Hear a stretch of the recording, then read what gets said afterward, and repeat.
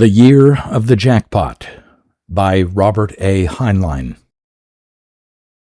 Originally published in the March 1952 issue of Galaxy magazine and republished in the February 1962 issue of a Japanese magazine called SF, and far too many anthologies to entirely name, including The End of the World in 1956, Nightmare Age in 1970, and A Shocking Thing in 1974. It also appeared in two collections of the author's stories, The Menace from Earth in 1959 and Off the Main Sequence in 2005. Read by Darrell T. Smith II for my channel Quasar Spectra. The Year of the Jackpot. At first, Potiphar Breen did not notice the girl who was undressing. She was standing at a bus stop only 10 feet away. He was indoors, but that would not have kept him from noticing. He was seated in a drugstore booth adjacent to the bus stop. There was nothing between Potiphar and the young lady but plate glass and an occasional pedestrian. Nevertheless, he did not look up when she began to peel. Propped up in front of him was a Los Angeles Times. Beside it, still unopened, were the Herald Express and the Daily News. He was scanning the newspaper carefully, but the headline stories got only a passing glance. He noted the maximum and minimum temperatures in Brownsville, Texas, and entered them in a neat black notebook. He did the same with the closing prices of 3 blue chips and 2 dogs on the New York Exchange, as well as the total number of shares. He then began a rapid sifting of minor news stories, from time to time entering briefs of them in his little book. The items he recorded seemed randomly unrelated, among them a publicity release in which Miss National Cottage Cheese Week announced that she intended to marry and have 12 children by a man who could prove that he had been a lifelong vegetarian, a circumstantial but wildly unlikely flying saucer report, and a call for prayers for rain throughout Southern California. Potiphar had just written down the names and addresses of 3 residents of Watts, California, who had been miraculously healed at a tent meeting of the God Is All First Truth Brethren by the Reverend Dickie Bottomley, the 8-year-old evangelist, and was preparing to tackle the Herald Express when he glanced over his reading glasses and saw the amateur ecdysiast on the street corner outside. He stood up, placed his glasses in their case, folded the newspapers and put them carefully in his right coat pocket, counted out the exact amount of his check, and added 15%. He then took his raincoat from a hook, placed it over his arm, and went outside. By now, the girl was practically down to the buff. It seemed to Potiphar Breen that she had quite a lot of buff, yet she had not pulled much of a house. The corner newsboy had stopped hawking his disasters and was grinning at her, and a mixed pair of transvestites who were apparently waiting for the bus had their eyes on her. None of the passers-by stopped. They glanced at her, and then, with the self-conscious indifference to the unusual of the true Southern Californian, they went on their various ways. The transvestites were frankly staring. The male member of the team wore a frilly feminine blouse, but his skirt was a conservative Scottish kilt. His female companion wore a business suit and Homburg hat. She stared with lively interest. As Breen approached, the girl hung a scrap of nylon on the bus stop bench, then reached for her shoes. A police officer, looking hot and unhappy, crossed with the lights and came up to them. "Okay," he said in a tired voice. "That'll be all, lady. Get them duds back on and clear out of here." The female transvestite took a cigar out of her mouth.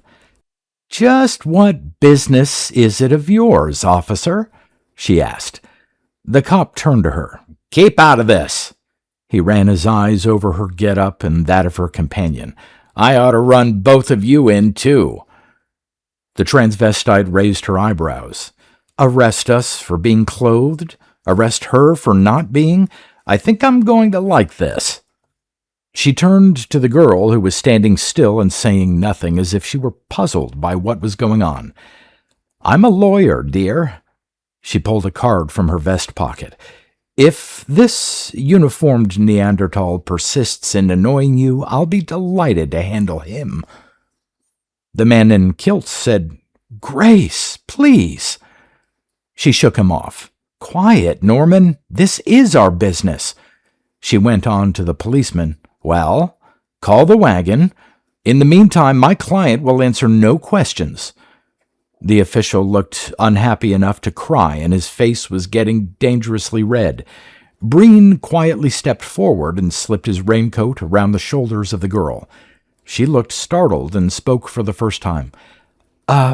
Thanks." She pulled the coat about her, cape fashion.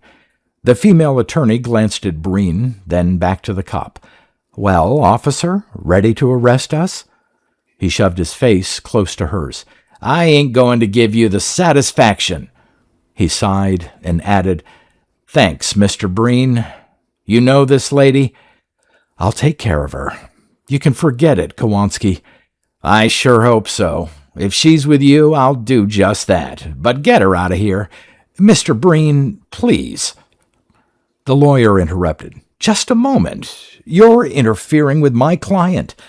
Kowalski said, "Shut up, you. You heard Mr. Breen. She's with him. Right, Mr. Breen?" "Well, yes, I'm a friend. I'll take care of her." The transvestite said suspiciously, "I didn't hear her say that." Her companion said, "Grace, there's our bus." "And I didn't hear her say she was your client," the cop retorted. "You look like a—" His words were drowned out by the bus brakes. "And besides that, if you don't climb on that bus and get off my territory, I'll... "You'll what?" "Grace will miss our bus." "Just a moment, Norman. Dear, is this man really a friend of yours? Are you with him?" The girl looked uncertainly at Breen, then said in a low voice, Yes, he is. I am." "Well?" The lawyer's companion pulled at her arm. She shoved her card into Breen's hand and got on the bus. It pulled away. Breen pocketed the card. Kowalski wiped his forehead. "Why did you do it, lady?" he said peevishly. The girl looked puzzled. I don't know." "You hear that, Mr. Breen? That's what they all say, and if you pull 'em in, there's 6 more the next day. The chief said—" He sighed. "The chief said, well, if I had arrested her like that female shyster wanted me to, I'd be out at 196th and plowed ground tomorrow morning, thinking about retirement. So get her out of here, will you?" The girl said, "But—" "No buts, lady. Just be glad a real gentleman like Mr. Breen is willing to help you." He gathered up her clothes, handed them to her. When she reached for them, she again exposed an uncustomary amount of skin. Kowalski hastily gave the clothing to Breen instead, who crowded them into his coat pockets. She let Breen lead her to where his car was parked, got in, and tucked the raincoat around her so that she was rather more dressed than a girl usually is. She looked at him. She saw a medium-sized and undistinguished man who was slipping down the wrong side of 35 and looked older. His eyes had that mild and slightly naked look of the habitual spectacles wearer who is not at the moment with glasses. His hair was gray at the temples and thin on top. His herringbone suit, black shoes, white shirt, and neat tie smacked more of the East than of California. He saw a face which he classified as pretty and wholesome rather than beautiful and glamorous. It was topped by a healthy mop of light brown hair. He set her age at 25, give or take 18 months. He smiled gently, climbed in without speaking, and started his car. He turned up Doheny Drive and east on Sunset. Near La Cienega, he slowed down. "Feeling better?" I guess so, Mr. Breen? Call me Potiphar. What's your name? Don't tell me if you don't want to. Me? I'm Meade Barstow. Thank you, Meade. Where do you want to go? Home? I suppose so. Oh, my, no. I can't go home like this. She clutched her coat tightly to her. Parents? No, my landlady. She'd be shocked to death. Where then? She thought. Maybe we could stop at a filling station and I could sneak into the ladies' room. Maybe. See here, Meade. My house is 6 blocks from here and has a garage entrance. You could get inside without being seen. She stared. You don't look like a wolf. Oh, but I am. The worst sort. He whistled and gnashed his teeth. See? But Wednesday's my day off. She looked at him and dimpled. Oh, well, I'd rather wrestle with you than with Mrs. McGeeth. Let's go. He turned up into the hills. His bachelor diggings were one of the many little frame houses clinging like fungus to the brown slopes of the Santa Monica Mountains. The garage was notched into this hill. The house sat on it. He drove in, cut the ignition, and led her up a teetery inside stairway into the living room.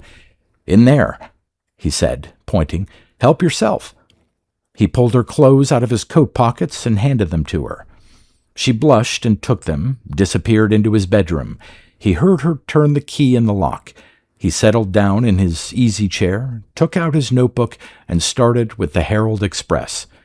He was finishing the Daily News and had added several notes to his collection when she came out.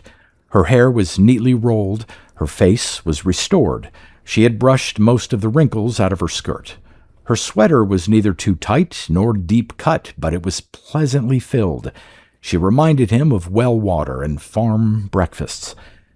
He took his raincoat from her, hung it up, and said, Sit down, Meade. She said uncertainly, I had better go. If you must, but I had hoped to talk with you. Well, she sat down on the edge of his couch and looked around. The room was small, but as neat as his necktie and as clean as his collar. The fireplace was swept, the floor was bare and polished. Books crowded bookshelves in every possible space. One corner was filled by an elderly flat-top desk. The papers on it were neatly in order. Near it, on its own stand, was a small electric calculator. To her right, French windows gave out on a tiny porch over the garage. Beyond it, she could see the sprawling city, where a few neon signs were already blinking. She sat back a little. This is a nice room, Potiphar. It looks like you. I take that as a compliment. Thank you. She did not answer. He went on. Would you like a drink? Oh, would I? She shivered. I guess I've got the jitters. He stood up. Not surprising. What'll it be? She took scotch and water, no ice. He was a bourbon and ginger ale man. She soaked up half her highball in silence, then put it down, squared her shoulders, and said, Potiphar? Yes, Meade? Look, if you brought me here to make a pass, I wish you'd go ahead and make it. It won't do you a bit of good, but it makes me nervous to wait. He said nothing and did not change his expression. She went on uneasily. Not that I blame you for trying, under the circumstances, and I am grateful, but, well, it's just that I don't... He came over and took both her hands. I haven't the slightest thought of making a pass at you, nor need you feel grateful. I butted in because I was interested in your case. My case? Are you a doctor? A psychiatrist? He shook his head. I'm a mathematician. A statistician, to be precise. Huh? I don't get it. Don't worry about it. But I would like to ask some questions. May I?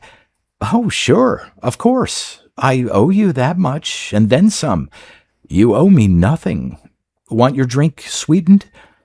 She gulped the balance and handed him her glass, then followed him out into the kitchen. He did an exact job of measuring and gave it back. Now tell me why you took your clothes off, he said. She frowned. I don't know. I don't know. I don't know. I guess I just went crazy. She added, round-eyed, but I don't feel crazy. Could I go off my rocker and not know it? You're not crazy. Not more so than the rest of us, he amended. Tell me, where did you see someone else do this? Huh? I never have. Where did you read about it? But I haven't. Wait a minute. Those people up in Canada, Duca somethings? Ducabors. That's all? No bearskin swimming parties? No strip poker? She shook her head. No. You may not believe it, but I was the kind of a little girl who undressed under her nightie. She colored and added, I still do, unless I remember to tell myself it's silly. I believe it. No news stories? No. Yes, there was. About 2 weeks ago, I think it was. Some girl in a theater, in the audience, I mean, but I thought it was just publicity. You know, the stunts they pull here. He shook his head. It wasn't. February 3rd, the Grand Theater, Mrs. Alvin Copley. Charges dismissed. How did you know? Excuse me. He went to his desk, dialed the city news bureau. Alf, this is Pot Breen. They still sitting on that story? Yes, the Gypsy Rose file. Any new ones today? He waited. Meade thought that she could make out swearing. Take it easy, Alf. This hot weather can't last forever. 9, eh? Well, add another. Santa Monica Boulevard, late this afternoon. No arrest. He added, Nope, nobody got her name. A middle-aged woman with a cast in one eye. I happened to see it. Who, me? Why would I want to get mixed up? But it's rounding into a very, very interesting picture. He put the phone down. Meade said, Cast in one eye, indeed. Shall I call him back and give him your name? Oh, no. Very well. Now, Meade, we seemed to have located the point of contagion in your case, Mrs. Copley. What I'd like to know next is how you felt, what you were thinking about, and when you did it. She was frowning intently. Wait a minute, Potiphar. Do I understand that 9 other girls have pulled the stunt I pulled? Oh, no, 9 others today. You are, he paused briefly, the 319th case in Los Angeles County since the first of the year. I don't have figures on the rest of the country, but the suggestion to clamp down on the stories came from the Eastern News Services when the papers here put our first cases on the wire. That proves that it's a problem elsewhere, too.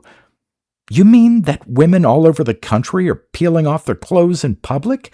Why, how shocking! He said nothing. She blushed again and insisted, Well, it is shocking, even if it was me this time. No, Meade, 1 case is shocking. Over 300 makes it scientifically interesting. That's why I want to know how it felt. Tell me about it. But, well, all right, I'll try. I told you I don't know why I did it. I still don't. You remember it? Oh, yes. I remember getting up off the bench and pulling up my sweater. I remember unzipping my skirt. I remember thinking I would have to hurry because I could see my bus stopped 2 blocks down the street. I remember how good it felt when I finally... She paused and looked puzzled. But I still don't know why. What were you thinking about just before you stood up? I don't remember. Visualize the street. What was passing by? Where were your hands? Were your legs crossed or uncrossed? Was there anybody near you? What were you thinking about? Nobody was on the bench with me. I had my hands in my lap. Those characters in the mixed-up clothes were standing nearby, but I wasn't paying attention. I wasn't thinking much except that my feet hurt, and I wanted to get home, and how unbearably hot and sultry the weather was. Then Her eyes became distant. Suddenly I knew what I had to do, and it was very urgent that I do it. So I stood up, and I... Her voice became shrill. "Take it easy," he said sharply. "Don't do it again." "Huh? Why, Mr. Breen, I wouldn't do anything like that." "Of course not. Then what happened after you undressed?" "Why, you put your raincoat around me, and you know the rest." She faced him. "Say, Potiphar, what were you doing with a raincoat? It hasn't rained in weeks. This is the driest, hottest rainy season in years." "In 68 years, to be exact." 60... I carry a raincoat anyhow. Just a notion of mine, but I feel that when it does rain, it's going to rain awfully hard." He added, 40 days and 40 nights, maybe." She decided that he was being humorous and laughed. He went on, "Can you remember how you got the idea of undressing?" She swirled her glass and thought, "I simply don't know." He nodded. "That's what I expected." "I don't understand, unless you think I'm crazy. Do you?" "No, I think you had to do it and could not help it and don't know why and can't know why." "But you know." She said it accusingly. "Maybe. At least I have some figures. Ever take any interest in statistics, Meade?" She shook her head. "Figures confuse me. Never mind statistics. I want to know why I did what I did." He looked at her very soberly. "I think we're lemmings, Meade." She looked puzzled, then horrified. "You mean those little furry mouse-like creatures? The ones that—" "Yes, the ones that periodically make a death migration until millions, hundreds of millions of them drown themselves in the sea. Ask a lemming why he does it. If you could get him to slow up his rush toward death, even money says he would rationalize his answer as well as any college graduate. But he does it because he has to, and so do we." "That's a horrid idea, Potiphar." "Maybe. Come here. Meade, I'll show you figures that confuse me too." He went to his desk and opened a drawer, took out a packet of cards. "Here's one. 2 weeks ago, a man sues an entire state legislature for alienation of his wife's affection, and the judge lets the suit be tried. Or this one, a patent application for a device to lay the globe over on its side and warm up the Arctic regions. Patent denied, but the inventor took in over $300,000 in down payments on North Pole real estate before the postal authorities stepped in. Now he's fighting the case, and it looks as if he might win. And here, prominent bishop proposes applied courses in the so-called facts of life in high schools." He put the card away hastily. "Here's a dilly. A bill introduced in the Alabama lower house to repeal the laws of atomic energy. Not the present statutes, but the natural laws concerning nuclear physics. The wording makes that plain." He shrugged. "How silly can you get?" "They're crazy." "No, Meade. One like that might be crazy. A lot of them becomes a lemming death march. Now, don't object. I've plotted them on a curve. The last time we had anything like this was the so-called era of wonderful nonsense, but this one is much worse." He delved into a lower drawer, hauled out a graph. "The amplitude is more than twice as great, and we haven't reached peak. What the peak will be, I don't dare guess. 3 separate rhythms, reinforcing." She peered at the curves. "You mean that the lad with the Arctic real estate deal is somewhere on this line?" He adds to it. "And back here, on the last crest, are the flagpole sitters, and the goldfish swallowers, and the Ponzi hoax, and the marathon dancers, and the man who pushed a peanut up Pike's Peak with his nose. You're on the new crest, or you will be when I add you in." She made a face. "I don't like it." Neither do I, but it's as clear as a bank statement. This year the human race is letting down its hair, flipping its lip with a finger and saying, "Wubba, wubba, wubba." She shivered. "Do you suppose I could have another drink? Then I'll go." "I have a better idea. I owe you a dinner for answering questions. Pick a place, and we'll have a cocktail before." She chewed her lip. "You don't owe me anything, and I don't feel up to facing a restaurant crowd. I might... "No, you wouldn't," he said sharply. "It doesn't hit twice." "You're sure?" "Anyhow, I don't want to face a crowd." She glanced at his kitchen door. "Have you anything to eat in there? I can cook." Breakfast things, and there's a pound of ground top round in the freezer compartment and some rolls. I sometimes make hamburgers when I don't want to go out." She headed for the kitchen. "Drunk or sober, fully dressed or naked, I can cook. You'll see." He did see. Open-faced sandwiches with the meat married to toasted buns and the flavor garnished rather than suppressed by scraped Bermuda onion and thin-sliced dill, a salad made from things she had scrounged out of his refrigerator, potatoes crisp but not vulcanized. They ate it on the tiny balcony, sopping it down with cold beer. He sighed and wiped his mouth. "Yes, Meade, you can cook. Some day I'll arrive with proper materials and pay you back. Then I'll prove it. You've already proved it. Nevertheless, I accept. But I tell you 3 times, which makes it true, of course, that you owe me nothing." "No? If you hadn't been a Boy Scout, I'd be in jail." Breen shook his head. "The police have orders to keep it quiet at all costs, to keep it from growing. You saw that. And, my dear, you weren't a person to me at the time. I didn't even see your face. You saw plenty else. Truthfully, I didn't look. You were just a statistic." She toyed with her knife and said, puzzled, "I'm not sure, but I think I've just been insulted.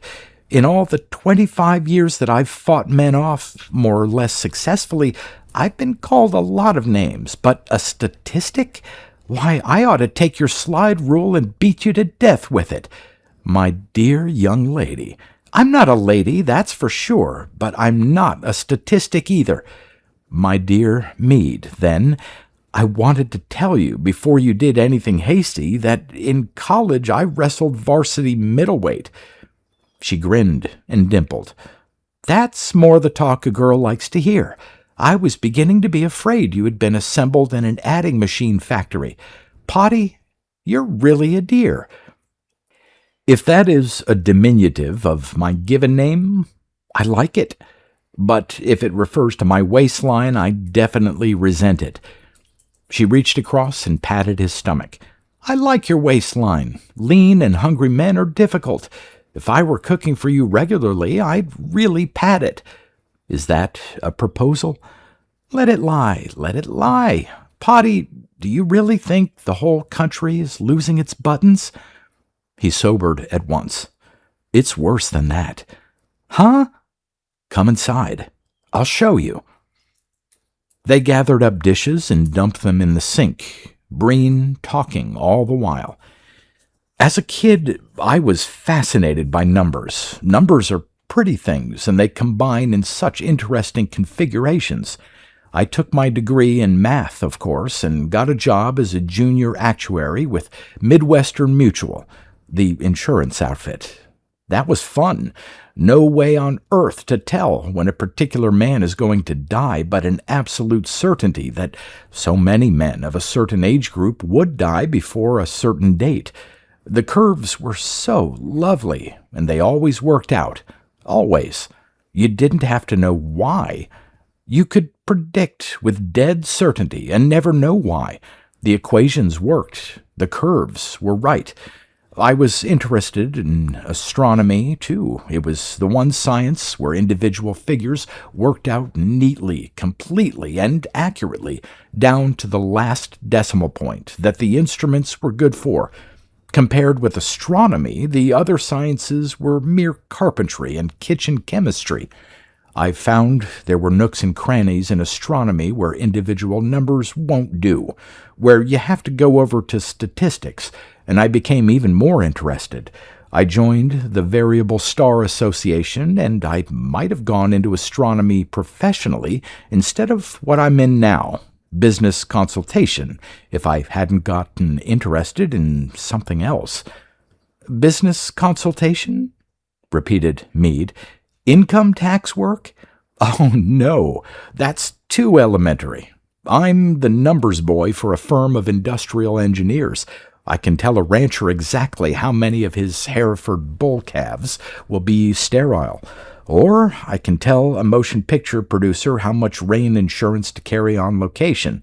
Or maybe how big a company in a particular line must be to carry its own risk in industrial accidents. And I'm right. I'm always right. Wait a minute.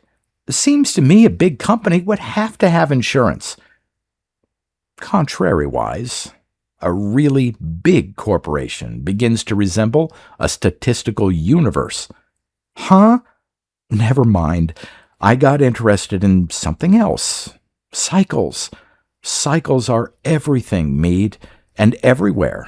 The tides, the seasons, wars, love. Everybody knows that in the spring the young man's fancy lightly turns to what the girls never stopped thinking about. But did you know that it runs in an 18-year-plus cycle as well, and that a girl born at the wrong swing of the curve doesn't stand nearly as good a chance as her older or younger sister? Is that why I'm still a doddering old maid? You're 25? He pondered. Maybe, but your chances are improving again. The curve is swinging up. Anyhow, remember, you were just one statistic. The curve applies to the group. Some girls get married every year. Don't call me a statistic, she repeated firmly. Sorry. And marriages match up with acreage planted to wheat, with wheat cresting ahead. You could almost say that planting wheat makes people get married. Sounds silly. It is silly. The whole notion of cause and effect is probably superstition, but the same cycle shows a peak in house building right after a peak in marriages. Now, that makes sense, does it? How many newlyweds do you know who can afford to build a house? You might as well blame it on wheat acreage. We don't know why, it just is. Sunspots, maybe? You can correlate sunspots with stock prices or Columbia River salmon or women's skirts, and you are just as much justified in blaming short skirts for sunspots as you are in blaming sunspots for salmon. We don't know, but the curves go on just the same. But there has to be some reason behind it. Does there? That's mere assumption. A fact has no why. There it stands, self-demonstrating. Why did you take your clothes off today? She frowned. That's not fair. Maybe not, but I want to show you why I'm worried. He went into the bedroom, came out with a large roll of tracing paper. We'll spread it on the floor. Here they are, all of them, the 54-year cycle. See the Civil War there? See how it matches in? The 18 1/3 year cycle, the 9+ cycle, the 41-month shortly, the 3 rhythms of sunspots, everything, all combined in one grand chart. Mississippi River floods, fur catches in Canada, stock market prices, marriages, epidemics, freight car loadings, bank clearings, locust plagues, divorces, tree growth, wars, rainfall, earth magnetism, building construction, patents applied for, murders, you name it. I've got it there. She stared at the bewildering array of wavy lines. But, Potty, what does it mean? It means that these things all happen in regular rhythm whether we like it or not. It means that when skirts are due to go up, all the stylists in Paris can't make 'em go down. It means that when prices are going down, all the controls and supports and government planning can't make them go up. He pointed to a curve. Take a look at the grocery ads, then turn to the financial page and read how the big brains try to double-talk their way out of it. It means that when an epidemic is due, it happens, despite all the public health efforts. It means we're lemmings. She pulled her lip. I don't like it. I am the master of my fate, and so forth. I've got free will, Potty. I know I have. I can feel it. I imagine every little neutron in an atom bomb feels the same way. He can go spung, or he can sit still just as he pleases. But statistical mechanics work out all the same, and the bomb goes off, which is what I'm leading up to. See anything odd there, Meade?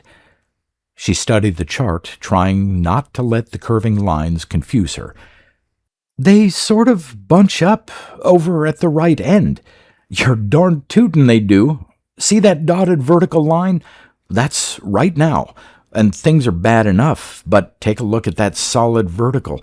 That's about 6 months from now, and that's when we get it. Look at the cycles. The long ones, the short ones, all of them.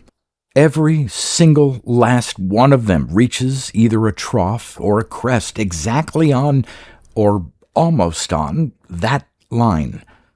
That's bad?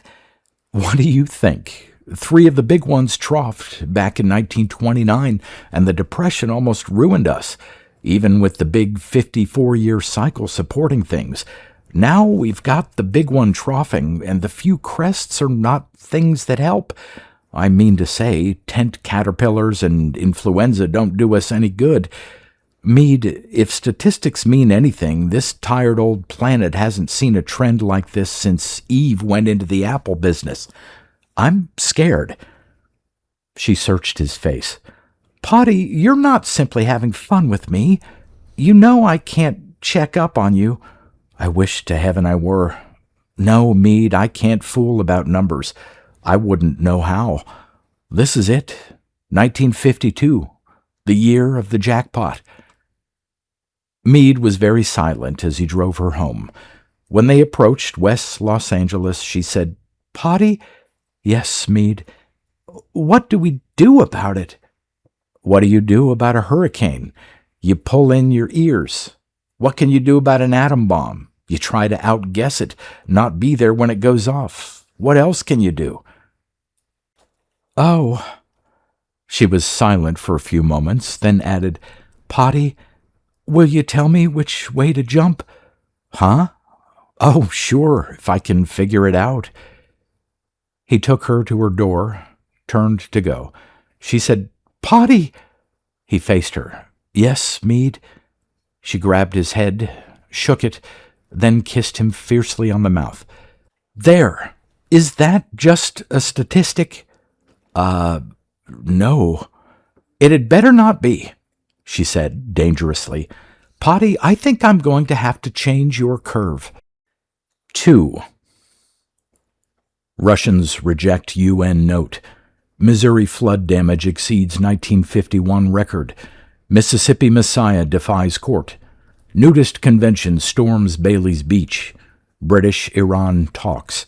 Still deadlocked. Faster-than-light weapon promised. Typhoon doubling back on Manila. Marriage solemnized on floor of Hudson. New York, July 13th. In a specially constructed diving suit built for two, Meredith Smith, Cafe Society headline girl, and Prince Augie Schleswig of New York and the Riviera were united today by Bishop Dalton in a service televised with the aid of the Navy's ultra-new.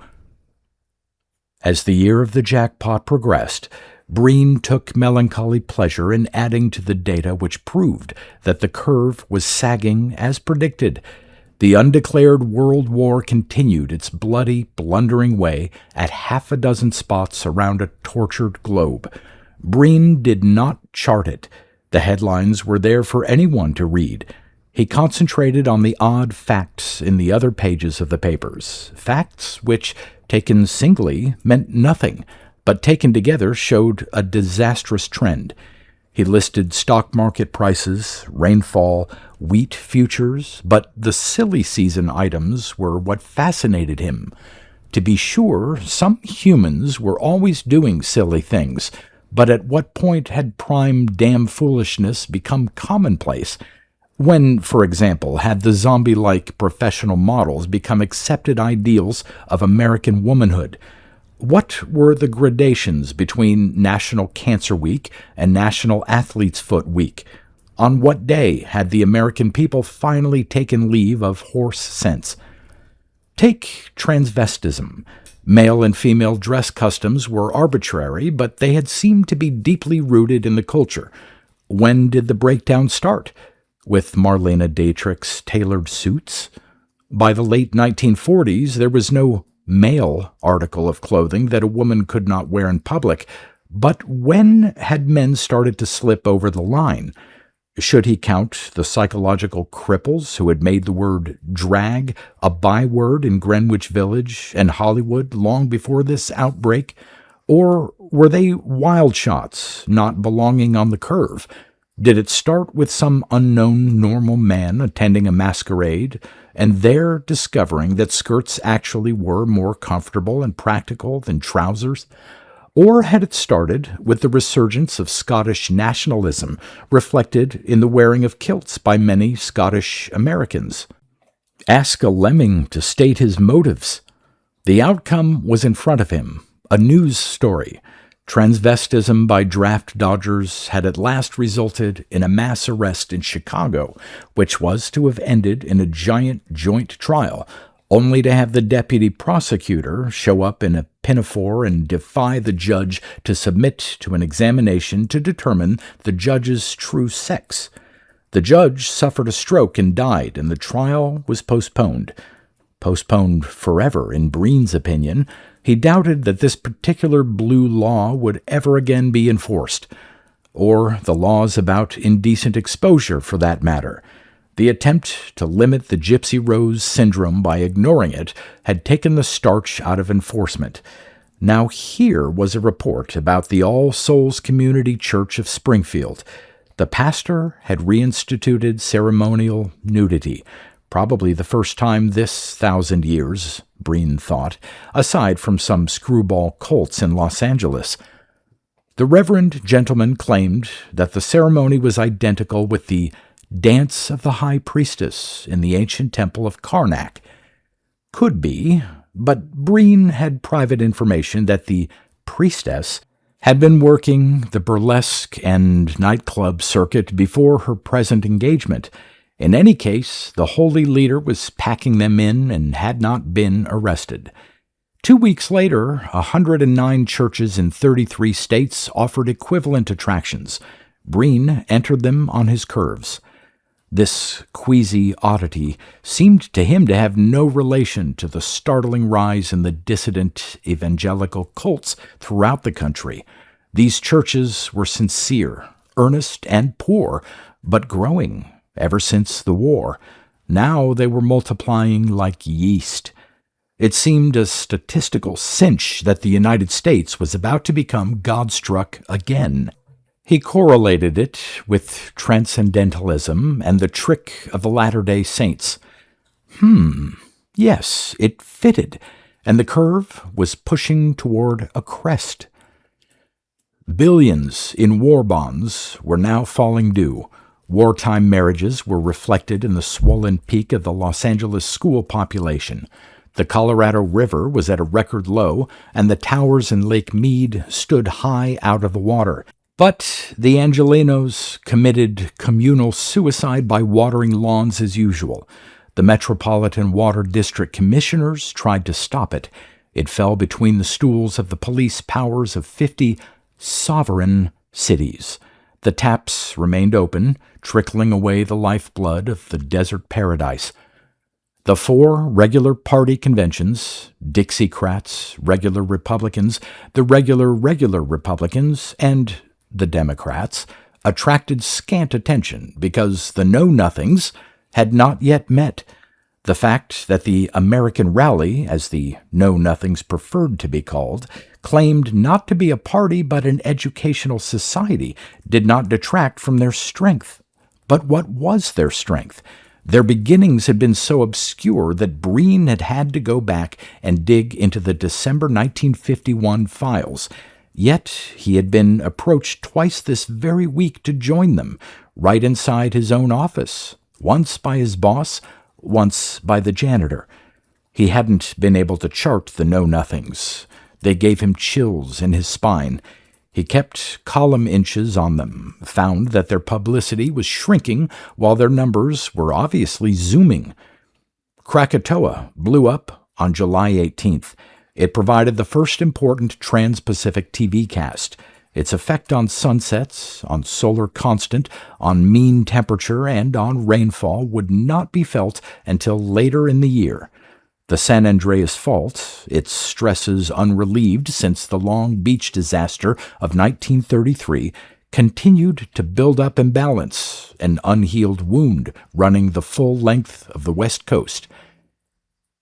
Pele and Etna erupted. Mauna Loa was still quiet. Flying saucers seemed to be landing daily in every state. Nobody had exhibited one on the ground, or had the Department of Defense sat on them. Breen was unsatisfied with the off-the-record reports he had been able to get. The alcoholic content of some of them had been high, but the sea serpent on Ventura Beach was real. He had seen it. The troglodyte in Tennessee he was not in a position to verify. 31 domestic air crashes the last week in July. Was it sabotage, or was it a sagging curve on a chart? And that Neopolio epidemic that skipped from Seattle to New York? Time for a big epidemic? Breen's chart said it was, but how about bacteriological warfare? Could a chart know that a Slav biochemist would perfect an efficient virus and vector at the right time? Nonsense. But the curves, if they meant anything at all, included free will. They averaged in all the individual wills of a statistical universe and came out as a smooth function. Every morning, 3 million free wills flowed toward the center of the New York megapolis. Every evening they flowed out again, all by free will and on a smooth and predictable curve. Ask a lemming. Ask all the lemmings, dead and alive. Let them take a vote on it. Breen tossed his notebook aside and phoned Meade. "Is this my favorite statistic?" "Potty, I was thinking about you." "Naturally, this is your night off." "Yes, but another reason, too. Potiphar, have you ever taken a look at the Great Pyramid?" "I haven't even been to Niagara Falls. I'm looking for a rich woman so I can travel." "I'll let you know when I get my first $1,000,000, but that's the first time you've proposed to me this week." "Shut up. Have you ever looked into the prophecies they found inside the pyramid?" "Look, Meade, that's in the same class with astrology, strictly for the squirrels. Grow up." "Yes, of course, but Potty, I thought you were interested in anything odd. This is odd." "Oh, sorry. If it's silly season stuff, let's see it." "All right. Am I cooking for you tonight?" "It's Wednesday, isn't it?" "How soon will you get here?" He glanced at his watch. "Pick you up in 11 minutes." He felt his whiskers. "No, 12.5. "I'll be ready. Mrs. McGeeth says these regular dates mean that you are going to marry me." "Pay no attention to her. She's just a statistic and I'm a wild datum." "Oh, well, I've got $247 toward that $1,000,000. Bye." Meade's prize to show him was the usual Rosicrucian ComCon, elaborately printed and including a photograph, retouched, he was sure, of the much-disputed line on the corridor wall which was alleged to prophesy, by its various discontinuities, the entire future. This one had an unusual timescale, but the major events were all marked on it. The fall of Rome, the Norman invasion, the discovery of America, Napoleon, the World Wars. What made it interesting was that it suddenly stopped in 1952. What about it, Potty? I guess the stonecutter got tired, or got fired, or they hired a new head priest with new ideas. He tucked it into his desk. Thanks, I'll think about how to list it. But he got it out again, applied dividers and a magnifying glass. It says here, he announced, that the end comes late in August, unless that's a fly speck. Morning or afternoon, I have to know how to dress. Shoes will be worn. All God's chillen's got shoes. He put it away. She was silent for a moment, then said, Potty, isn't it about time to jump? Huh? Girl, don't let that thing affect you. That's silly season stuff. Yes, but take a look at your chart. Nevertheless, he took the next afternoon off, spent it in the reference room of the main library, confirmed his opinion of soothsayers. Nostradamus was pretentiously silly. Mother Shippey was worse. In any of them you could find whatever you looked for. He did find one item in Nostradamus that he liked. Quote, The Oriental shall come forth from his seat. He shall pass through the sky, through the waters and the snow, and he shall strike each one with his weapon. End quote. That sounded like what the Department of Defense expected the commies to try to do to the Western Allies, but it was also a description of every invasion that had come out of the heartland in the memory of mankind. Nuts! When he got home, he found himself taking down his father's Bible and turning to Revelations. He could not find anything he could understand, but he got fascinated by the recurring use of precise numbers. Presently, he thumbed through the book. His eye lit on, quote, Boast not thyself of tomorrow, for thou knowest not what a day may bring forth. End quote. He put the book away, feeling humbled but not cheered. The rains started the next morning. The master plumbers elected Miss Star Morning Miss Sanitary Engineering of 1952, on the same day that the morticians designated her as the body I would like best to prepare, and her option was dropped by fragrant features. Congress voted $1.37 to compensate Thomas Jefferson Meeks for losses incurred while an emergency postman for the Christmas rush of 1936 approved the appointment of 5 lieutenant generals and 1 ambassador and adjourned in less than 8 minutes. The fire extinguishers in a Midwest orphanage turned out to be filled with nothing but air. The chancellor of the leading football institution sponsored a fund to send peace messages and vitamins to the Politburo. The stock market slumped 19 points, and the tickers ran 2 hours late. Wichita, Kansas remained flooded, while Phoenix, Arizona cut off drinking water to areas outside city limits. And Potiphar Breen found that he had left his raincoat at Meade Barstow's rooming house. He phoned her landlady, but Mrs. McGeeth turned him over to Meade. "What are you doing home on a Friday?" he demanded. "The theater manager laid me off. Now you'll have to marry me." "You can't afford me, Meade." "Seriously, baby, what happened?" "I was ready to leave the dump anyway. For the last 6 weeks, the popcorn machine has been carrying the place. Today, I sat through the Lana Turner story twice. Nothing to do." "I'll be along." 11 minutes? It's raining. 20, with luck. It was more nearly 60. Santa Monica Boulevard was a navigable stream. Sunset Boulevard was a subway jam. When he tried to ford the streams leading to Mrs. McGeeth's house, he found that changing tires with the wheel wedged against a storm drain presented problems. "Potty!" she exclaimed when he squished in. "You look like a drowned rat." He found himself suddenly wrapped in a blanket robe belonging to the late Mr. McGeeth and sipping hot cocoa while Mrs. McGeeth dried his clothing in the kitchen. "Meade, I'm at liberty to." "Huh? You quit your job?" Not exactly. Old Man Wiley and I have been having differences of opinion about my answers for months. Too much jackpot factor in the figures I give him to turn over to clients. Not that I call it that, but he has felt that I was unduly pessimistic. But you were right. Since when is being right endeared a man to his boss? But that wasn't why he fired me. It was just the excuse. He wants a man willing to back up the know-nothing program with scientific double talk, and I wouldn't join. He went to the window. It's raining harder. But the know-nothings haven't got any program. I know that.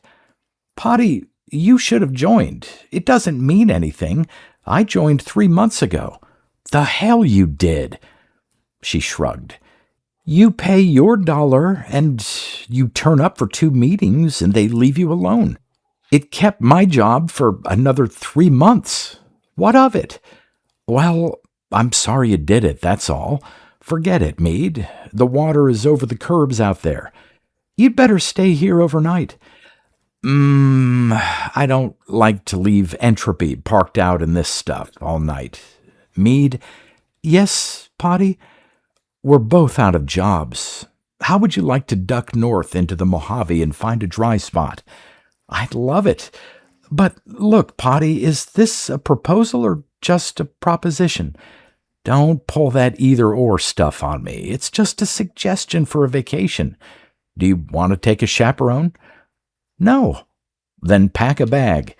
Right away. But pack a bag how? Are you trying to tell me it's time to jump? He faced her, then looked back at the window. I don't know, he said slowly, but this rain might go on quite a while. Don't take anything you don't have to have, but don't leave anything behind you can't get along without. He repossessed his clothing from Mrs. McGeeth while Meade was upstairs. She came down dressed in slacks and carrying 2 large bags. Under one arm was a battered and rakish teddy bear. This is Winnie, she said. Winnie the Pooh? No, Winnie Churchill. When I feel bad, he promises me blood, sweat, and tears. Then I feel better. You did say to bring anything I couldn't do without, didn't you? She looked at him anxiously. Right. He took the bags. Mrs. McGeeth had seemed satisfied with his explanation that they were going to visit his mythical aunt in Bakersfield before looking for jobs. Nevertheless, she embarrassed him by kissing him goodbye and telling him to take care of my little girl. Santa Monica Boulevard was blocked off from use. While stalled in traffic in Beverly Hills, he fiddled with the car radio, getting squawks and crackling noises, then finally one station nearby. In effect, a harsh, high staccato voice was saying, the Kremlin has given us till sundown to get out of town. This is your New York reporter who thinks that in days like these every American must personally keep his powder dry. And now for a word from... Breen switched it off and glanced at her face. Don't worry, he said. They've been talking that way for years. You think they're bluffing? I didn't say that. I said, don't worry. But his own packing, with her help, was clearly on a survival kit basis. Canned goods, all his warm clothing, a sporting rifle he had not fired in over 2 years, a first aid kit, and the contents of his medicine chest. He dumped the stuff from his desk into a carton, shoved it into the back seat along with cans and books and coats, and covered the plunder with all the blankets in the house. They went back up the rickety stairs for a last check. Potty, where's your chart? Rolled up on the back seat shelf. I guess that's all. Hey, wait a minute. He went to a shelf over his desk and began taking down small, sober-looking magazines. I darn near left behind my file of the Western Astronomer and the Proceedings of the Variable Star Association. Why take them? I must be nearly a year behind on both of them. Now maybe I'll have time to read. Potty, watching you read professional journals is not my notion of a vacation. Quiet, woman. You took Winnie. I take these." She shut up and helped him. He cast a longing eye at his electric calculator, but decided it was too much like the White Knight's mousetrap. He could get by with his slide rule. As the car splashed out into the street, she said, "Potty, how are you fixed for cash?" "Huh? Okay, I guess. I mean, leaving while the banks are closed and everything." She held up her purse. "Here's my bank. It isn't much, but we can use it." He smiled and patted her knee. "Good gal. I'm sitting on my bank. I started turning everything to cash about the first of the year." "Oh, I closed out my bank account right after we met." "You did? You must have taken my maunderings seriously." "I always take you seriously." Mint Canyon was a 5-mile-an-hour nightmare, with visibility limited to the taillights of the truck ahead. When they stopped for coffee at halfway, they confirmed what seemed evident.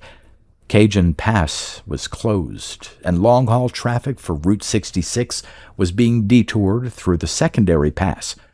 At long last, they reached the Victorville cutoff and lost some of the traffic, a good thing because the windshield wiper on his side had quit working and they were driving by the committee system. Just short of Lancaster, she said suddenly, "Potty, is this buggy equipped with a snorkel?" "Nope." "Then we'd better stop. I see a light off the road." The light was an auto court. Meade settled the matter of economy versus convention by signing the book herself. They were placed in one cabin. He saw that it had twin beds and let the matter ride. Meade went to bed with her teddy bear without even asking to be kissed good night. It was already gray, wet dawn.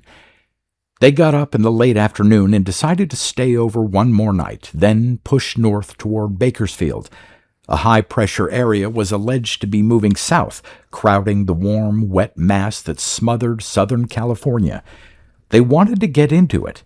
Breen had the wiper repaired and bought 2 new tires to replace his ruined spare, adding some camping items to his cargo, and bought for Meade a .32 automatic, a lady's social purpose gun.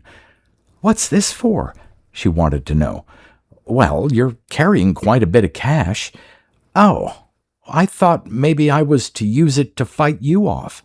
"Now, Meade, never mind. Thanks, Potty." They had finished supper and were packing the car with their afternoon's purchases when the quake struck. 5 inches of rain in 24 hours, more than 3 billion tons of mass suddenly loaded on a fault already overstrained, all cut loose in one subsonic, stomach-twisting rumble. Meade sat down on the wet ground very suddenly. Breen stayed upright by dancing like a log roller. When the ground quieted down somewhat, 30 seconds later, he helped her up. "You all right?" "My slacks are soaked," she added pettishly. "But, Potty, it never quakes in wet weather. Never. You said so yourself." "Keep quiet, can't you?" He opened the car door and switched on the radio, waited impatiently for it to warm up. "Your Sunshine Station in Riverside, California. Keep tuned to this station for the latest developments. As of now, it is impossible to tell the size of this disaster. The Colorado River aqueduct is broken. Nothing is known of the extent of the damage, nor how long it will take to repair it. So far as we know, the Owens River Valley Aqueduct may be intact, but all persons in the Los Angeles area are advised to conserve water. My personal advice is to stick your washtubs out into this rain. I now read from the standard disaster instructions. Quote, boil all water. Remain quietly in your homes and do not panic. Stay off the highways. Cooperate with the police and render... Joe, catch that phone! Render aid where necessary. Do not use the telephone except for flash. An unconfirmed report from Long Beach states that the Wilmington and San Pedro waterfront is under 5 feet of water. I repeat, this is unconfirmed. Here's a message from the commanding general. March Field. Official, all military personnel will report... Breen switched it off. Get in the car." He stopped in the town, managed to buy 6 5-gallon tins and a Jeep tank. He filled them with gasoline and packed them with blankets in the back seat, topping off the mess with a dozen cans of oil. Then they started rolling. "What are we doing, Potiphar?" "I want to get west of the Valley Highway." "Any particular place west?" "I think so. We'll see. You work the radio, but keep an eye on the road, too. That gas back there makes me nervous." Through the town of Mojave and northwest on 466 into the Tehachapi Mountains. Reception was poor in the pass, but what Meade could pick up confirmed the first impression. Worse than the quake of '66, worse than San Francisco, Managua and Long Beach lumped together. When they got down out of the mountains, the weather was clearing locally. A few stars appeared. Breen swung left off the highway and ducked south off Bakersfield by the county road, reached the Route 99 superhighway just south of Greenfield. It was, as he had feared, already jammed with refugees. He was forced to go along with the flow for a couple of miles before he could cut west at Greenfield toward Taft. They stopped on the western outskirts of the town and ate at an all-night joint. They were about to climb back into the car when there was suddenly sunrise due south. The rosy light swelled almost instantaneously, filled the sky, and died. Where it had been, a red and purple pillar of cloud was spreading to a mushroom top. Breen stared at it, glanced at his watch, then said harshly, "Get in the car." "Potty, that used to be Los Angeles. Get in the car." He drove silently for several minutes. Meade seemed to be in a state of shock, unable to speak. When the sound reached them, he again glanced at his watch. 6 minutes and 19 seconds. That's about right. "Potty, we should have brought Mrs. McGeeth." "How was I to know?" he said angrily. "Anyhow, you can't transplant an old tree. If she got it, she never knew it." "Oh, I hope so." "We're going to have all we can do to take care of ourselves. Take the flashlight and check the map. I want to turn north at Taft and over toward the coast." "Yes, Potiphar." She quieted down and did as she was told. The radio gave nothing, not even the Riverside station. The whole broadcast range was covered by a curious static, like rain on a window. He slowed down as they approached Taft, let her spot the turn north onto the state road, and turned into it. Almost at once a figure jumped out into the road in front of them, waved his arms violently. Breen tromped on the brake. The man came up on the left side of the car, rapped on the window. Breen ran the glass down. Then he stared stupidly at the gun in the man's left hand. "Out of the car," the stranger said sharply. "I've got to have it." Meade reached across Breen, stuck her little lady's gun in the man's face, and pulled the trigger. Breen could feel the flash on his own face, never noticed the report. The man looked puzzled, with a neat, not yet bloody hole in his upper lip, then slowly sagged away from the car. "Drive on," Meade said in a high voice. Breen caught his breath. "But you drive on! Get rolling!" They followed the state road through Los Padres National Forest, stopping once to fill the tank from their cans. They turned off onto a dirt road. Meade kept trying the radio, got San Francisco once, but it was too jammed with static to read. Then she got Salt Lake City, faint but clear. "Since there are no reports of anything passing our radar screen, the Kansas City bomb must be assumed to have been planted rather than delivered. This is a tentative theory, but—" They passed into a deep cut and lost the rest. When the squawk box again came to life, it was a crisp, new voice. "Air Defense Command, coming to you over the combined networks. The rumor that Los Angeles has been hit by an atom bomb is totally unfounded. It is true that the western metropolis has suffered a severe earthquake shock, but that is all. Government officials and the Red Cross are on the spot to care for victims, but And I repeat, there has been no atomic bombing. So relax and stay in your homes. Such wild rumors can damage the United States quite as much as enemy bombs. Stay off the highways and listen for... Breen snapped it off. Somebody, he said bitterly, has again decided that Mama knows best. They won't tell us any bad news. Potiphar, Meade said sharply, that was an atom bomb, wasn't it? It was. And now we don't know whether it was just Los Angeles and Kansas City or every big city in the country. All we know is that they are lying to us. He concentrated on driving. The road was very bad. As it began to get light, she said, Potty, do you know where we're going? Are we just keeping out of cities? I think I know, if I'm not lost. He stared around them. Nope, it's all right. See that hill up forward with the triple gendarmes on its profile? Gendarmes? Big rock pillars. That's a sure landmark. I'm looking for a private road now. It leads to a hunting lodge belonging to two of my friends. An old ranch house, actually, but as a ranch it didn't pay. They won't mind us using it? He shrugged. If they show up, we'll ask them. If they show up. They lived in Los Angeles. The private road had once been a poor grade of wagon trail. Now it was almost impassable. But they finally topped a hogback from which they could see almost to the Pacific, then dropped down into a sheltered bowl where the cabin was. All out, girl. End of the line. Meade sighed. It looks heavenly. Think you can rustle breakfast while I unload? There's probably wood in the shed. Or can you manage a wood range? Just try me. 2 hours later, Breen was standing on the hogback, smoking a cigarette and staring off down to the west. He wondered if that was a mushroom cloud up San Francisco way. Probably his imagination, he decided, in view of the distance. Certainly there was nothing to be seen to the south. Meade came out of the cabin. Potty! Up here.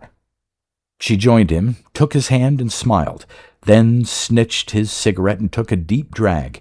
She exhaled it and said, I know it's sinful of me, but I feel more peaceful than I have in months. I know. Did you see the canned goods in the pantry? We could pull through a hard winter here. We might have to. I suppose. I wish we had a cow. What would you do with a cow? I used to milk 4 of them before I caught the school bus every morning. I can butcher a hog, too. I'll try to find you a hog. You do, and I'll manage to smoke it. She yawned. I'm suddenly terribly sleepy. So am I, and small wonder. Let's go to bed. Yes. Meade? Yes, Potty? We may be here quite a while. You know that, don't you? Yes, Potty. In fact, it might be smart to stay put until those curves all start turning up again. They should, you know. Yes, I had figured that out. He hesitated, then went on. Meade, will you marry me?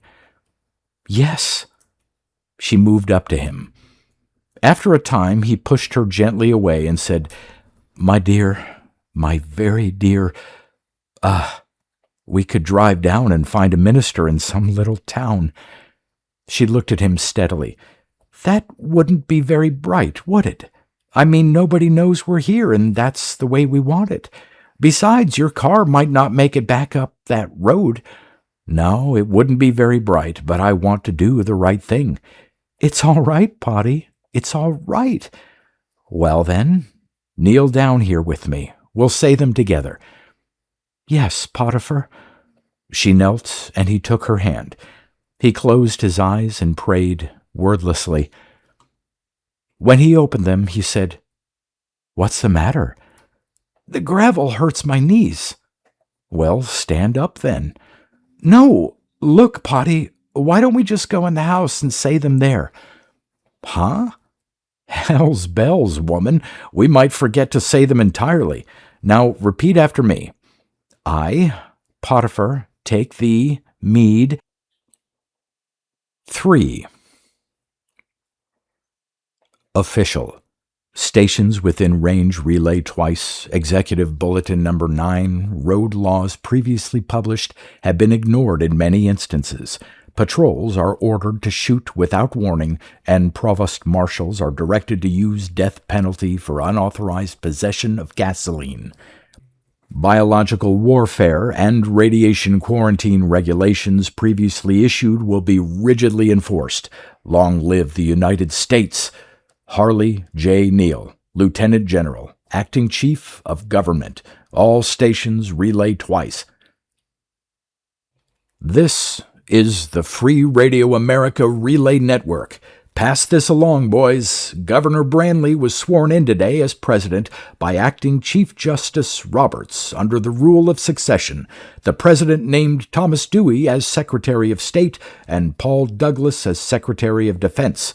His second official act was to strip the renegade Neal of rank and to direct his arrest by any citizen or official more later. Pass the word along. Hello? CQ? CQ?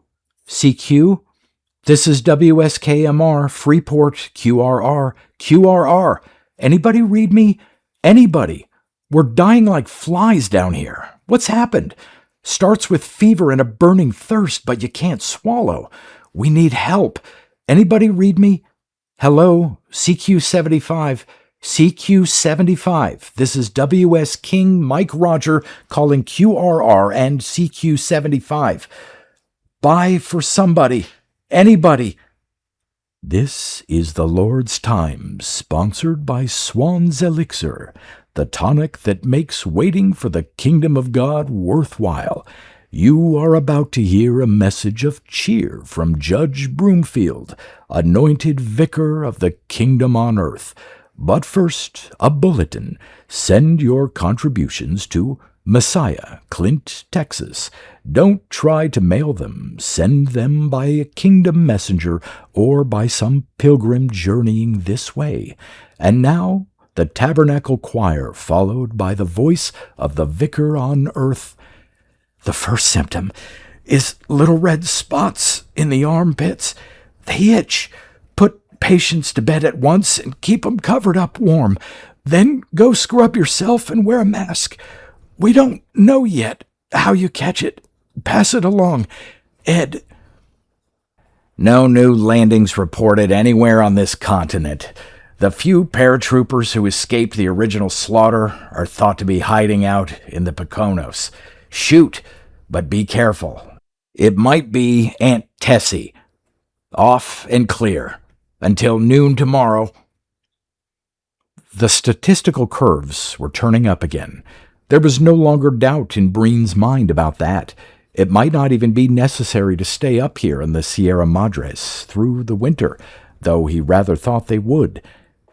It would be silly to be mowed down by the tail of a dying epidemic or be shot by a nervous vigilante when a few months' wait would take care of everything.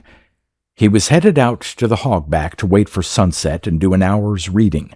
He glanced at his car as he passed it, thinking that he would like to try the radio. He suppressed the yen. 2/3 of his reserve gasoline was gone already just from keeping the battery charged for the radio, and here it was only December. He really ought to cut it down to twice a week, but it meant a lot to catch the noon bulletin of Free America and then twiddle the dial a few minutes to see what else he could pick up. But for the past 3 days, Free America had not been on the air. Solar static, maybe, or perhaps just a power failure. But that rumor that President Branley had been assassinated, it hadn't come from the free radio, and it hadn't been denied by them either, which was a good sign. Still, it worried him. And that other story that lost Atlantis had pushed up during the quake period, and that the Azores were now a little continent, almost certainly a hangover of the silly season, but it would be nice to hear a follow-up. Rather sheepishly, he let his feet carry him to the car. It wasn't fair to listen when Meade wasn't around. He warmed it up, slowly spun the dial, once around and back. Not a peep at full gain. Nothing but a terrible amount of static. Served him right. He climbed the hogback, sat down on the bench he had dragged up there, their memorial bench, sacred to the memory of the time. Meade had bruised her knees on the gravel, sat down and sighed. His lean belly was stuffed with venison and corn fritters. He lacked only tobacco to make him completely happy. The evening cloud colors were spectacularly beautiful, and the weather was extremely balmy for December, both, he thought, caused by volcanic dust, with perhaps an assist from atom bombs.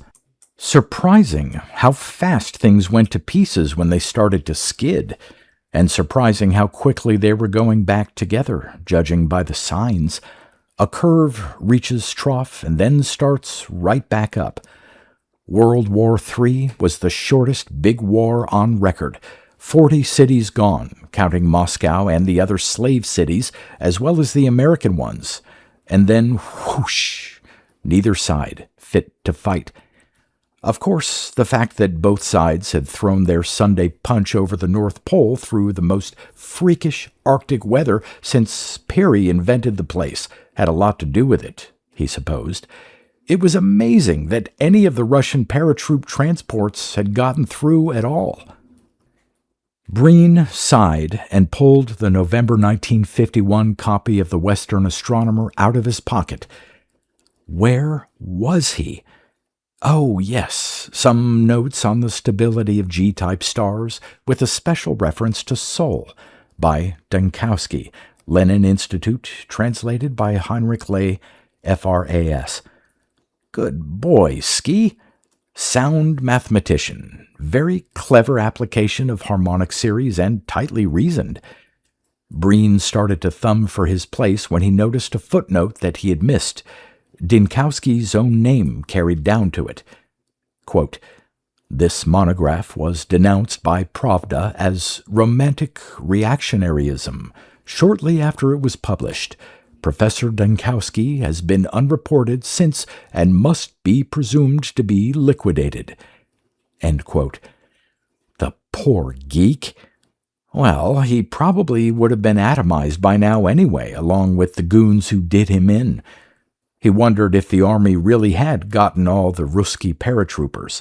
He had killed his own quota. If he hadn't got that dough within a quarter mile of the cabin and headed right back, Meade would have had a bad time. He had shot them in the back and buried them beyond the woodpile. He settled down to some solid pleasure. Dinkowski was a treat. Of course, it was old stuff that a G-type star, such as the Sun, was potentially unstable. A GO star could explode, slide right off the Russell diagram, and end up as a white dwarf. But no one before Dinkowski had defined the exact conditions for such a catastrophe, nor had anyone else devised mathematical means of diagnosing the instability and describing its progress. He looked up to rest his eyes from the fine print and saw that the sun was obscured by a thin, low cloud, one of those unusual conditions where the filtering effect is just right to permit a man to view the sun clearly with the naked eye. Probably volcanic dust in the air, he decided, acting almost like smoked glass. He looked again. Either he had spots before his eyes, or that was one fancy big sunspot. He had heard of being able to see them with the naked eye, but it had never happened to him. He longed for a telescope. He blinked. Yep, it was still there, about 3 o'clock. A big spot. No wonder the car radio sounded like a Hitler speech. He turned back and continued on to the end of the article, being anxious to finish before the light failed. At first his mood was sheerest intellectual pleasure at the man's tight mathematical reasoning. A 3% imbalance in the solar constant. Yes, that was standard stuff. The sun would nova with that much change. But Dinkowski went further, by means of a novel mathematical operator which he had dubbed Yolks. He bracketed the period in a star's history when this could happen and tied it down with secondary, tertiary, and quaternary yolks, showing exactly the time of highest probability. Beautiful! Dinkowski even assigned dates to the extreme limit of his primary yoke, as a good statistician should. But as Breen went back and reviewed the equations, his mood changed from intellectual to personal. Dinkowski was not talking about just any GO star. In the latter part, he meant old Sol himself, Breen's personal son, the big boy out there with the oversized freckle on his face. That was one hell of a big freckle. It was a hole you could chuck Jupiter into and not make a splash. He could see it very clearly now. Everybody talks about when the stars grow old and the sun grows cold, but it's an impersonal concept, like one's own death. Breen started thinking about it very personally. How long would it take from the instant the imbalance was triggered until the expanding wave front engulfed Earth?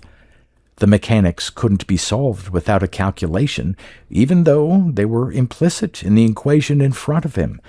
Half an hour for a horseback guess from incitement until the Earth went foot. It hit him with gentle melancholy. No more? Never again? Colorado on a cool morning. The Boston Post Road with autumn wood smoke tanging the air. Bucks County bursting with color in the spring. The wet smells of the Fulton Fish Market. No, that was gone already. Coffee at the morning call. No more wild strawberries on a hillside in Jersey, hot and sweet as lips. Dawn in the South Pacific with the light air's cool velvet under your shirt and never a sound but the chuckling of the water against the sides of the old rust bucket. What was her name? That was a long time ago. The SS Mary Brewster. No more moon if the earth was gone.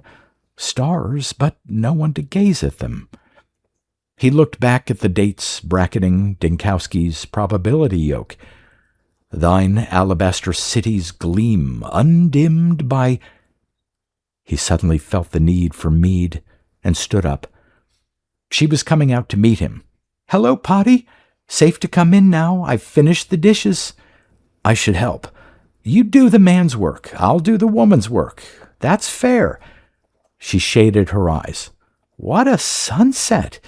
We ought to have volcanoes blowing their tops every year. Sit down, and we'll watch it." She sat beside him. "Notice the sunspot? You can see it with your naked eye." She stared. "Is that a sunspot? It looks as if somebody had taken a bite out of it." He squinted his eyes at it again. Damned if it didn't look bigger. Meade shivered. "I'm chilly. Put your arm around me." He did so with his free arm, continuing to hold hands with the other.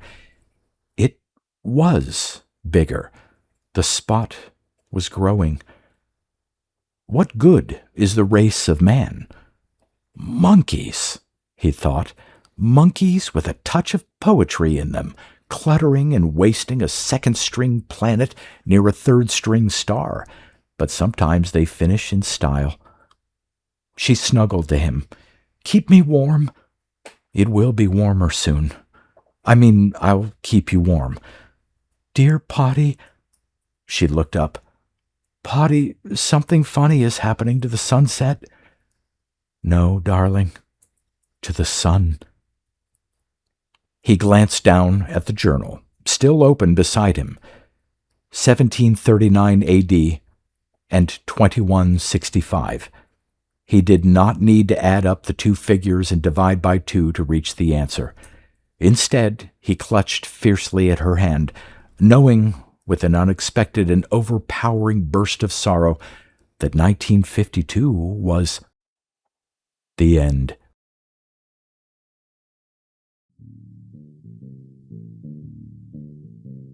You've been listening to pre-1990s speculative fiction readings with a highlight on science fiction.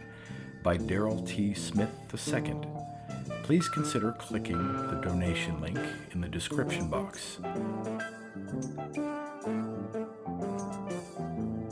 Thank you so much for your time and your imagination.